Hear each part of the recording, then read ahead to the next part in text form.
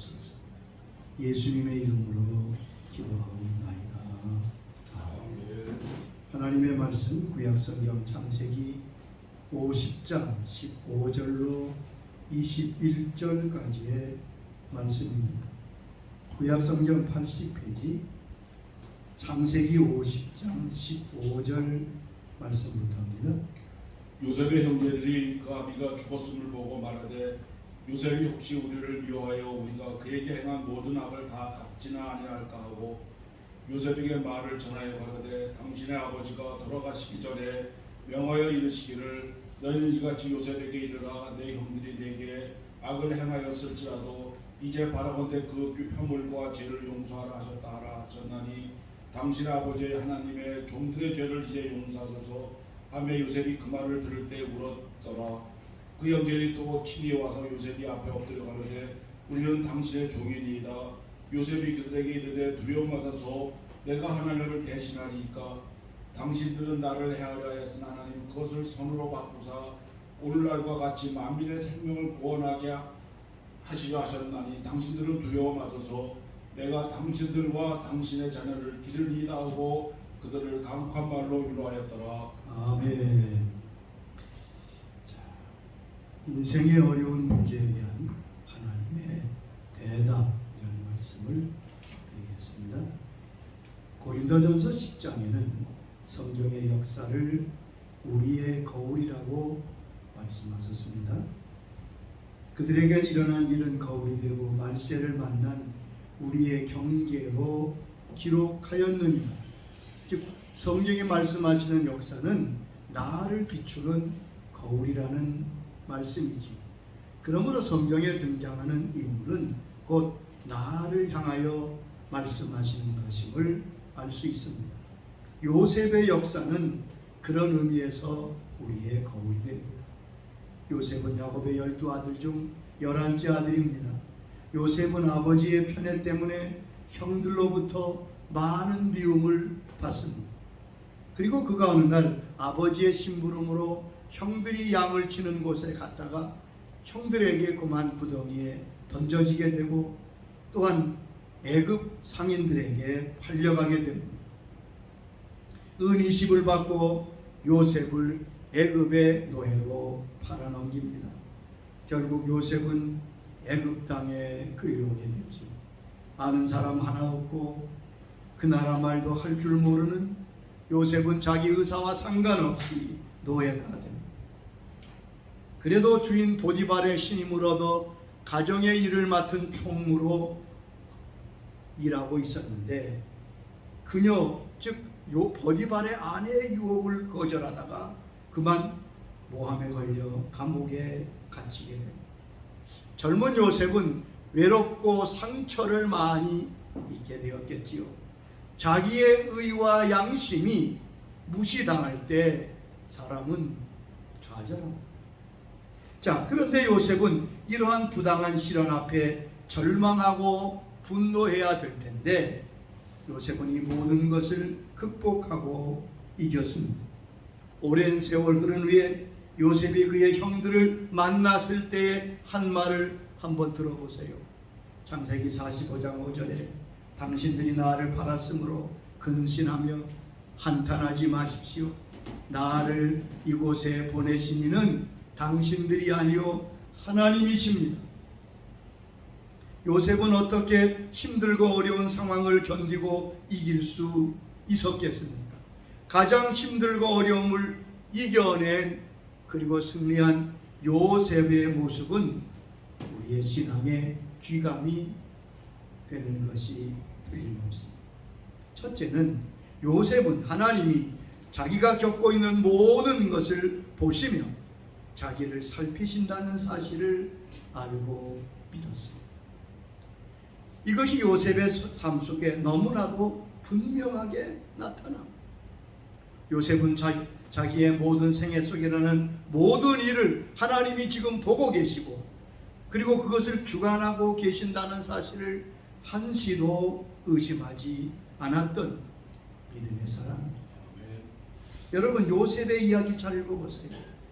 중대한 위기를 맞은 후 어려움을 겪은 후 항상 다음과 같은 성경 구절이 등장하는 것을 볼 수 있습니다. 하나님이 그와 함께 하셨다. 39장 2절 보면 보디발의 집에 노예로 팔려갔을 때 여호와께서 그와 함께 하셨다고 말씀하고 있습니다. 감옥에 갇혔을 때도 이는 여호와께서 요셉과 함께 하심이라고 말씀했습니다. 모든 상황이 최악인 경우에 하나님은 여전히 요셉과 함께 하셨습니다. 보통 사람이 상상하기 어려운 고난과 역경을 겪습니다. 족장의 아들에서 하루아침에 노예가 되고 감옥에 갇히게 됩니다. 내게 왜 이런 일이 일어나야 합니까? 외치고 또한 절망했을 텐데 그는 고난 중에 쓰러지지 않았습니다.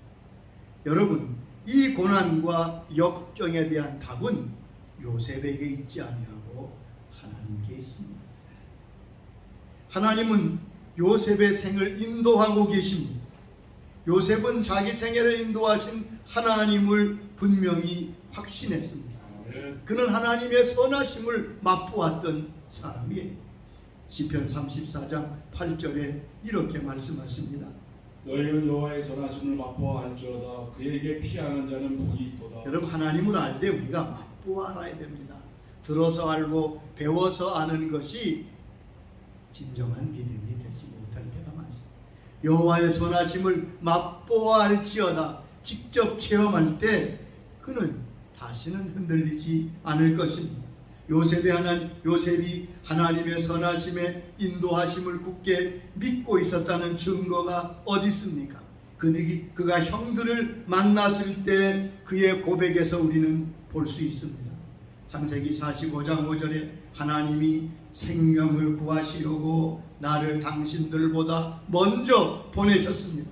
그러므로 나를 이리로 보낸 분은 형들이 아니요 하나님이십니다. 여러분, 형들이 분명히 자기를 팔았잖아요. 죽이려고. 그런데 요셉은 형들이 나를 애굽으로 보낸 것이 아니라 하나님이 나를 보내셨다고 해석하고 있습니다. 하나님의 사람은 어떤 일이든지 믿음으로 해석할 수 있어야 합니다. 믿음은 어떤 능력입니까? 해석의 능력입니다. 모든 일에 언제나 부정적이며 평가하는 그런 해석하는 사람들이 우리 주위에서 많이 봅니다. 그러나 요셉은 하나님의 선하심을 믿었습니다. 자기의 모든 길을 인도하시고 지키시는, 보고 계시는 하나님이심을 알고 있었습니다. 그것이 요셉의 승리의 원동력입니다. 사람은 예기치 못한 사건과 어려움을 만날 때 그 배후에 하나님이 계신 것을 알아야 합니다. 왜 이런 일이 일어나는지 우리는 이해할 수 없습니다. 내 생각으로 납득이 되지 않을 때 하나님께 초점을 맞추어야 합니다.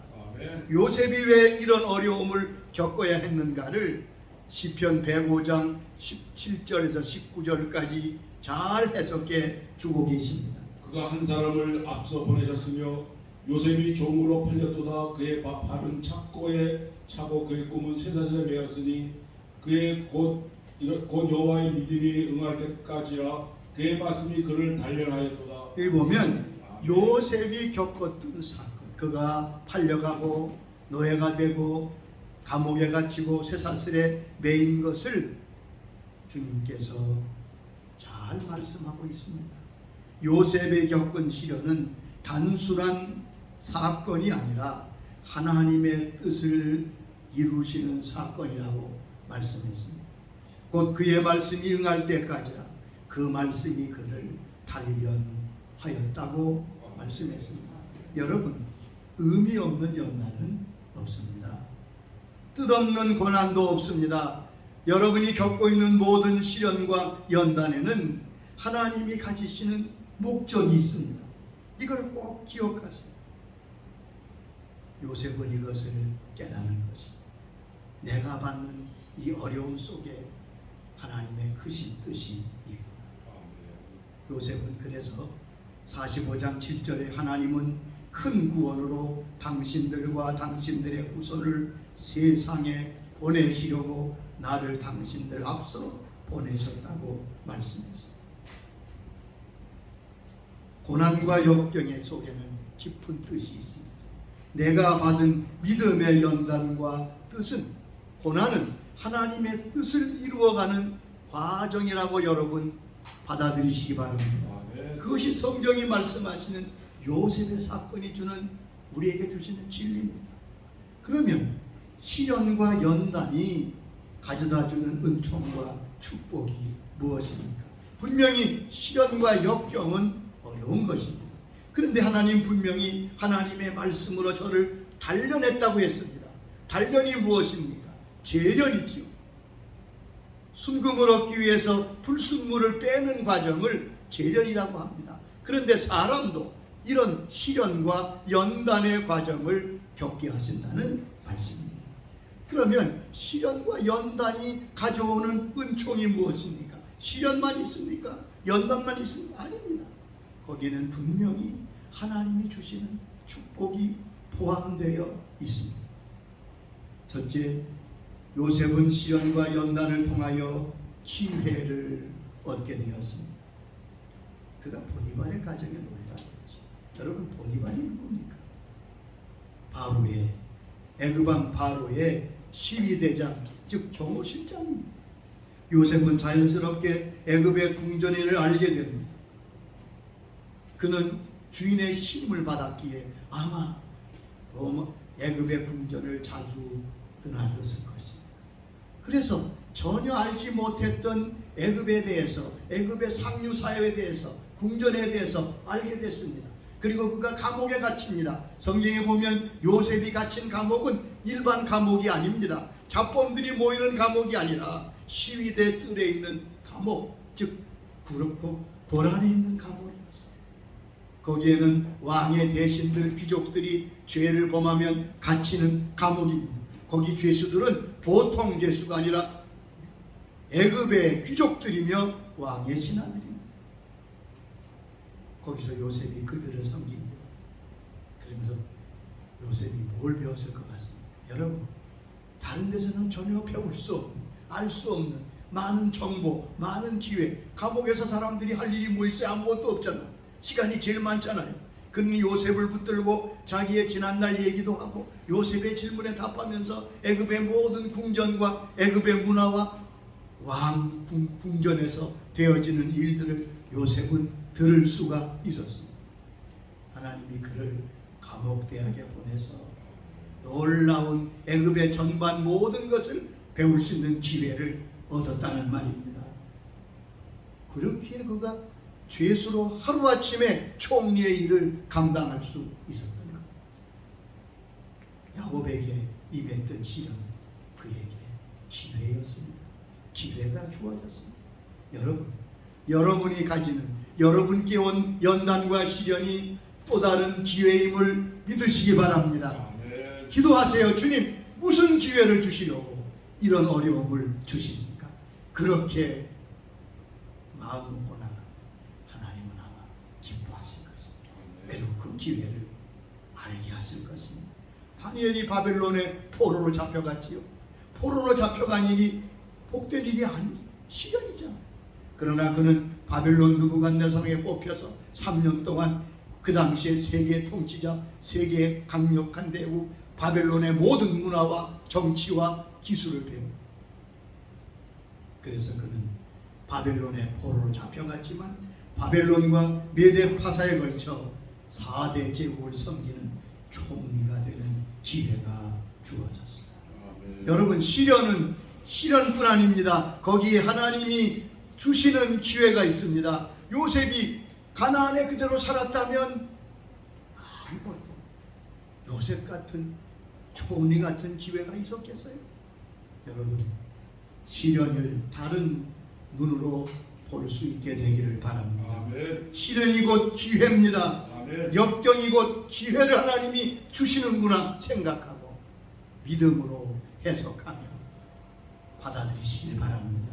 아멘. 두 번째 역경과 시련은 사람을 성숙하게 만듭니다. 시편 105장 19절에 하나님의 말씀이 그를 단련하였다고요. 정련하였다고요. 즉 재련하였다는 말입니다. 재련을 통해서 미성숙한 부분에서 성숙한 부분으로 바꾸어지게 되는 겁니다. 자, 그러면 이 시련과 역경을 통해서 어떻게 성숙으로 되게 됩니까? 어떠한 재련 과정이 사람으로 하여금 성숙한 사람이 되게 합니까? 성경에 그 내용이 잘 나와 있습니다. 첫째, 시련과 역경을 통해서 사람은 죄를 버리게 됩니다. 시편 119장 67절에 시편 기자의 고백을 들어보세요. 고난당하기 전에는 내가 그릇 행하였더니 이제는 주의 말씀을 지키나이다. 하나님, 내가 고난당하기 전에는, 시련당하기 전에는 죄를 짓고 그릇 행했습니다. 내 멋대로 했습니다. 그러나 고난 후에는 내가 주의 말씀을 지키나이다. 이전까지 있었던 여러분, 죄를 버리면 이것이야말로 큰 축복 아닙니까? 고난은 그로 하여금 죄를 버리게 합니다. 그릇된 습관과 마음 그리고 생각을 버리게 합니다. 두 번째는 깨닫지 못하던 진리를 배우게 된다고 성경은 말씀했습니다. 평상시에 깨닫지 못했던 진리가 깨달아지고 알게 됩니다. 시편 119장 71절에 이렇게 말씀했지요. 고난당한 것이 내게 유익이라 이로 말미암아 내가 주의 원리를 배우게 되었나이다. 보세요. 어떤 부분은요, 평소에 잘 아는 말씀이에요. 그런데 그 뜻을 고난을 통해서 깨닫게 됩니다. 지식에 머물러 있던 믿음의 말씀이 가슴으로 내려옵니다. 내 것이 되는 겁니다. 여러분, 머리와 가슴 사이가 가장 먼 거리예요. 모든 진리가 가슴으로 내려와야 내 것이 되고 그것이 힘이 되는 것입니다. 그런데 그 역할을 하는 것이 고난이다. 세 번째 시련과 고난은 사람으로 순종을 배우게 합니다. 이거 매우 중요한 말씀입니다. 사람은 본래 순종하지 못한 불순종의 아담의 DNA를 우리 모두가 타고났습니다. 그러니까 불순종은 가르쳐 놔도 다 합니다. 여러분 보세요. 아이들이 돌도 지나기 전에 벌써 불순종합니다. 거역합니다. 근데 순종은 그냥 되지 않습니다. 성경은 순종은 배워야 한다고 말씀하십니다. 잘 기억하시기 바랍니다. 순종은 배워야 합니다. 아멘. 그러니까 순종을 배우지 못한 사람은 평생 순종하지 못합니다. 순종만 잘 배우면 그는 승리하는 인생이 될 수 있습니다. 근데 순종은 어떻게 배우느냐? 고난을 통해 배운다고 말씀합니다. 히브리서 5장 8절에 예수님이 그 모범이심을 말씀하셨어요. 그가 아들이시면서도 반드시 고난으로 순종함을 배워서 그가 아들이지만 받으신 고난으로 순종함을 배웠다. 놀라운 말씀이죠. 예수님도 고난을 통과하면서 순종을 배웠다고 말씀했습니다. 그러므로 우리가 고난과 역경을 거치면서 순종의 사람이 됩니다. 하나님은 우리가 가진 재능이나 힘이나 능력 그거 원하지 않습니다. 하나님 얼마나 주실 수 있죠. 하나님이 원하시는 것은 헌신된 나의 순종을 원하십니다. 그런데 사람이 시련을 통해서 순종의 사람이 됩니다. 여러분 보세요. 성경의 모든 하나님의 놀라운 역사는 순종을 통해 일어났잖아요. 우리의 상황, 우리의 삶 속에서도 이 어려움 속에도 기적이 일어나려면 순종해야 합니다. 근데 그 순종이 시련을 통해 배워지는 것이란 말이에요. 또한 시련과 역경은 그 사람을 가치 있게 만든다고 말씀했어요. 가치 있는 사람, 귀한 사람이 되게 하는 과정이 시련과 역경이라고. 여러분, 가치 있다는 말은 하나님이 쓰시기에 합당하다는 말입니다. 욥기서 23장 10절에도 욥은 이렇게 고백합니다. 내가 가는 길을 그가 아시나니 그가 나를 단련하신 후에는 수금같이 되어 나오리라. 내가 가는 길을 하나님이 아시는데 내가 단련받은 후에는 정금같이 순금같이 나오리라. 순금은 그냥 되는 게 아니라 단련 후에, 재련 후에, 역경과 시련을 겪은 후에 되어지는 것인데, 여러분, 정금은 얼마나 귀합니까? 얼마나 가치가 있는 것입니까? 시련을 겪으면서 정금 같은 사람이 되는 게 왜 중요합니까? 베드로전서 1장 7절에 베드로는 우리에게 이렇게 말씀하셨습니다. 너희의 믿음의 확실함은 불로 연단에도 허진 금보다 더 귀하여 예수 그리스도께서 나타나실 때에 칭찬과 영광과 존귀를 얻게 할 것이니라. 여기 보세요. 우리가 정금과 같은 순금 같은 믿음의 사람이 되면 예수 그리스도께서 나타나실 때에 칭찬과 영광과 존귀를 얻게 된다. 여러분, 하나님 이 땅에서 뭐 귀하게 된다, 귀한 사람이 된다, 그 높은 자리에 가는 게 아니에요. 가장 귀한 것은 우리가 시련과 역경을 통해 정금 같은 믿음의 사람이 되면 주님이 나타나실 그때에 칭찬하시고 영광과 존귀를 얻게 된다는 말입니다. 가장 존귀하고 복된 자로 설 수 있습니다. 근데 이곳에서 시련과 역경을 거절하고 바로 재련받지 못하면 마지막 날에 부끄러움을 당할지 모르겠어요. 제가 전에 서울에서 목회할 때 우리 교회 근방에 엘칸토 구두 만드는 회사가 있었습니다. 그 회사는 크리스찬 기업이고 또 아주 좋은 중창단이 있었어요. 그래서 한번 주일오후에 그 엘칸토 중창단을 초청해서 찬양 예배를 드린 적이 있어요. 아주 귀한 찬양을 하나님께 드렸습니다. 예배 후에 그 단장님이 제게 이렇게 물었던 기억이 기억납니다. 목사님, 고급 구두와 보통 구두의 차이가 어디서 나는 줄 아세요? 제가 그랬어요. 가죽이 다르겠죠. 그 단장님이 뜻밖의 얘기를 해요. 목사님, 아니에요. 가죽은 다 똑같아요. 고급 구두와 보통 구두의 가죽이 같다는 거예요. 그럼 어떻게 고급 구두가 됩니까? 그랬더니 그분이 체면을 더 많이 두들겨서 더 많이 손을 보면 같은 가죽이라도 고급 구두가 됩니다. 똑같은 가죽인데 그분 표현대로 많이 두들겨 맞으면 맞을수록 고급 구두가 된다는 것. 여러분, 시련과 연단이 여러분을 망하게 하는 것이 아니라 저와 여러분을 고귀하고 가치 있는 하나님의 사람으로 만든다는 사실을 기억하시기 바랍니다. 기쁨으로 받아들이세요. 요셉이 깨달은 두 번째 진리는 하나님이 최종적인 결과를 주관하고 계신다는 사실. 이것이 요셉이 받았던 믿음이에요. 50장 20절에 말씀하죠.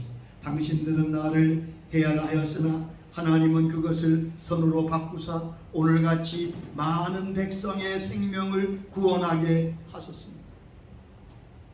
하나님은 우리의 모든 실수와 다른 사람이 우리에게 저지른 모든 죄악을 취하여 그것을 나쁜 것에서 좋은 것으로 바꾸시는 하나님이죠. 우리는 이곳저곳에서 패배하고 쓰러지고 넘어지지만 하나님은 항상 이기십니다. 하나님 우리의 나쁜 상황들을 취하여 우리에게 유익한 것으로 바꾸신다. 나는 모든 것에서 실패했다고 생각했을지 모릅니다. 여러분, 최종적인 판단은 하나님의 손에 있습니다. 우리가 겪고 있는 이 실패를 통해서 어떤 일이 일어날지를 결정하시는 분은 하나님이십니다. 쉽게 속단하지 마세요. 이제는 끝이라고 말하지 마세요. 왜요? 그 마지막의 결과는 하나님의 손에 있기 때문에 그렇습니다. 요셉의 상황을 보세요. 노예로 팔려가고 감옥에 갇히고 이제 그의 삶은 아주 밑바닥까지 떨어졌습니다. 그러나 하나님은 그 순간 이 모든 비극을 주관하셔서 방향을 바꾸시고 그것으로부터 놀라운 은총과 유익이 오게 하셨습니다. 요셉의 고백은 그겁니다. 내가 믿는 하나님은 악을 선으로 바꾸어 주시는 하나님이십니다. 섣불리 결론 내리지 마세요. 섣불리 어떤 결론에 도달하지 말고 마지막이 하나님의 손 안에 있다는 사실을 요셉처럼 믿고 기다리시기 바랍니다. 내가 당한 일은 악한 일입니다. 나의 환경은 최악입니다. 형들은 나를 죽이려고 노예로 팔았습니다.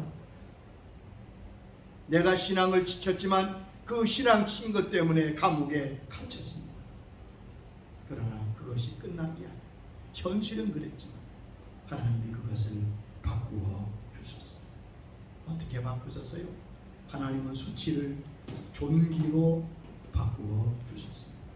여러분, 노예가 누굽니까? 죄수가 누굽니까? 누가 지나가도 그 자리에 엎드려야 돼야 될 자리가 노예입니다. 누구 앞에서도 엎드려서 섬겨야 되고 받들어야 될 대상이 바로 노예며 죄인입니다. 그런데 주님께서 요셉을 이 수치의 자리에서 존귀한 자리로 바꾸셨어요. 이제는 요셉이 지나갈 때마다 모든 국민들이 그 앞에 엎드려 절하게 됩니다. 영광을 받는 자리, 존귀한 자리로 바꾸신 거지. 요셉만 그랬을까요? 아닙니다. 저와 여러분이 이런 놀라운 바꾸어 주시는 존귀한 은총을 받고 살고 있습니다. 우리는 본래 누구였지요? 에베소 2장 3절 보면 전에는 본질상 진노의 자식이었습니다. 마귀의 존재고 마귀의 자식이고 지옥 자식이었습니다. 그런데 주님께서 이 수치스러운 이 영원한 저주의 자식들을 예수 그리스도의 피로 영광의 자리로 존귀한 자리로 바꾸어 주셨습니다. 하나님의 자녀가 되게 하셨습니다. 지옥 백성에서 하늘나라 백성이 되게 하셨습니다. 베드로전서 2장 9절에 말씀합니다. 너희는 택하신 족속이요 왕 같은 제사장들이라. 요셉만 바뀐 게 아닙니다. 저와 여러분이 수치스러운 자리에서 존귀한 자리로 바꾸셨습니다. 그렇다면 여러분의 상황을 주님이 그냥 두시겠어요? 역경과 고난 속에서 하나님의 이 은총을 기다리며 주님을 먼저 찬양하시기 바랍니다. 두 번째, 고난을 영광의 자리로 바꾸셨습니다. 고난의 자리에서 영광의 자리로 옮기게 하셨습니다. 죄인에서 총리가 되게 하셨습니다. 여러분, 고난과 영광은 언제나 함께 있습니다. 고난 없는 영광은 없습니다. 영광이 없는 고난도 없습니다. 로마서 8장 17절에 이렇게 말씀합니다. 자네이면 또한 상속자 곧 하나님의 상속자요 그리스도와 함께한 상속자니 우리가 그와 함께 영광을 받기 위하여 고난도 함께 받아야 할 것이니라. 우리가 하나님의 상속자가 됐다고, 주님과 함께 상속자가 되었다고 말씀하면서 그 뒷부분을 잘 보세요.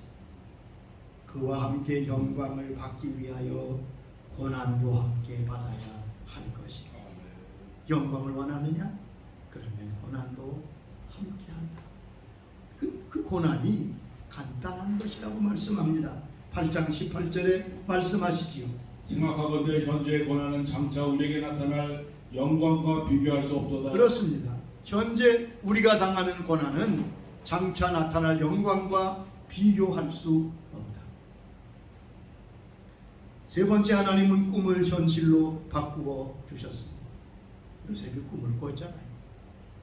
형들의 곡식단이 절하는 꿈, 해와 달과 별이 절하는 꿈, 그 꿈은 하나님이 주신 계시였습니다. 그리고 그 꿈이 누구도 예상 못한 방법으로 이루어지는 것을 우리는 성경에서 보고 있습니다. 그래서 요셉은 고백하는 겁니다. 나의 하나님은 바꾸어 주시는 하나님이십니다. 최종적인 고난은, 최종적인 결론은 하나님 손에 있습니다. 사람의 손에 있지 않습니다. 여러분, 끝났다고 여기지 마세요. 하나님이 마지막을, 여러분의 마지막을 손에 쥐고 계십니다. 그래서 바울은 이렇게 고백합니다. 로마서 8장 28절의 말씀입니다. 우리가 알거니와 하나님을 사랑하는 자 곧 그의 뜻대로 부르심을 입은 자들에게는 모든 것이 협력하여 선을 이루느니라. 여기 보면 아멘. 하나님을 사랑하는 자, 뜻대로 부르심을 입은 자들에게는 모든 것이 합력하여 선을 이룹니다. 모든 것이 선이 아닙니다. 모든 것이 좋은 게 아닙니다. 역경도 있고 고난도 있고 손해도 있고, 그러나 하나님의 사람은 합력하여 선을 이룬다. 요셉의 사건을 여기서도 말하고 있는 것이. 여러분, 어떤 경우에도 자기 연민에 빠지지 마시기 바랍니다. 섣불리 절망하고 뒤로 물러서지 마시기 바랍니다. 요셉의 하나님이 곧 나의 하나님이십니다. 하나님은 지금도 우리를 지켜보시며 함께 하시는 아버지십니다. 최종적인 결정권을 가지신 분이 하나님이십니다. 그분은 악을 선으로 바꾸시는 우리 하나님이십니다. 요셉이 하나님을 믿고 의지했듯이 하나님을 굳게 의지하고 나아 요셉에게 임한 역사, 저와 여러분에게 임하게 될 줄로 믿습니다. 아멘. 주님 감사합니다. 요셉을 통해 말씀해 주셔서 감사합니다. 역경과 시련과 어려움에 속한 주의 자녀들, 요셉과 같은 믿음, 주를 의지하게 하소서. 주님께서 바꾸어 주시는 놀라운 은총을 경험하도록 은혜를 베풀어 주옵소서. 아멘. 요셉의 하나님, 저의 아버지 되심을 고백드립니다. 예수님의 이름으로 기도드리옵나이다.